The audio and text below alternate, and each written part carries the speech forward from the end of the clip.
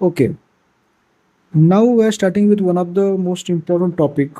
देखिए, जब आप वाइवा में प्रैक्टिकल एग्जाम में आपको फॉर्म होता है examination of survivor and examination of accused, तो उस केस में ये फॉर्म पे आपको थ्योरेटिकल क्वेश्चन पूछे जा सकते हैं। जब आपका वाइवा चलेगा वो आपका फॉर्म तो पढ़ा जाएगा, उसके साथ आपको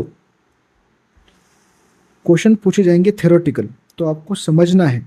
ओके, इस फॉर्म को आपको समझना है। देखिए, medical examination of accuse of sexual assault, accused. Okay, वो एक्यूज्ड है, उससे ये फॉर्म जो फॉर्म आप फिल करेंगे it will act as evidence. Okay, उस फॉर्म पे आप जो सारे एविडेंसेस लेंगे ये कोर्ट ऑफ लॉ में काम आते हैं। ओके, तो आपको हर एक चीज़ को समझना है, समझेंगे तो आपको याद हो जाएगा, किसी भी चीज़ को रट्टा नहीं मारना है। ओके, याद रखिए, आप कर रहे हो मेडिकल एग्जामिनेशन। मेडिकल एग्जामिनेशन करते हुए आपको चार सीरीज पॉइंट पे समझना है। First of all, recording history record करना है, consent, examination of clothes, physical examination and collection of material evidence. जो कि आपने विक्टिम में देखा था, सर्वाइवल ऑफ सेक्सुअल असॉल्ट में देखा था, वही यहाँ पे होता है। Recording history, consent, examination of clothes, physical examination and collection of material evidence. Okay, अभी सबसे इंपॉर्टेंट कंसेंट।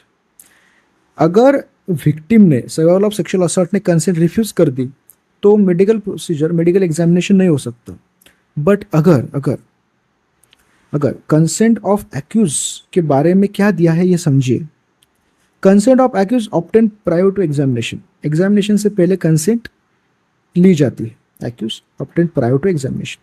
अगर माइनर है, छोटा बच्चा है एक्यूज, तो पेरेंट्स या फिर लीगल गार्डियन से कंसेंट ली जाती है। पेरेंट्स या फिर लीगल गार्डियन से कंसेंट ली जाती है। अभी समझिए, एक्यूज अगर पुलिस कस्टडी में, एक्यूज इज पुलिस कस्टडी में है एंड अगर कंसेंट देने से, मेडिकल एग्जामिनेशन को कंसेंट देने से रिफ्यूज करता है, refuse to consent medical examination, उस केस में examination is carried out without consent of accused. Examination is carried out without consent of accused, accused की कंसेंट के बिना एग्जामिनेशन होगा।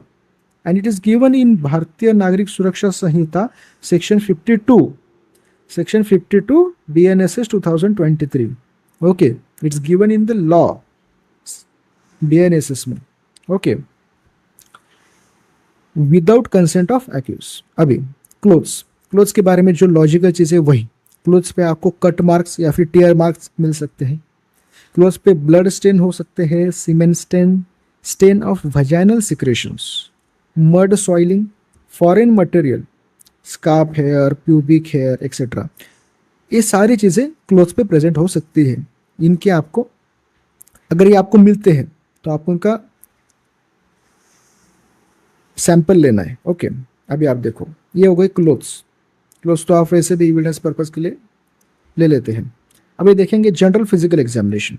जनरल फिजिकल एग्जामिनेशन में आपको समझना है, फर्स्ट ऑफ ऑल मैंने आपको survival of sexual assault, survival of sexual assault में बता दिया था, 2 identification mark, it can be tattoo mark, mole mark, scar marks, burn marks, कुछ भी हो सकता है।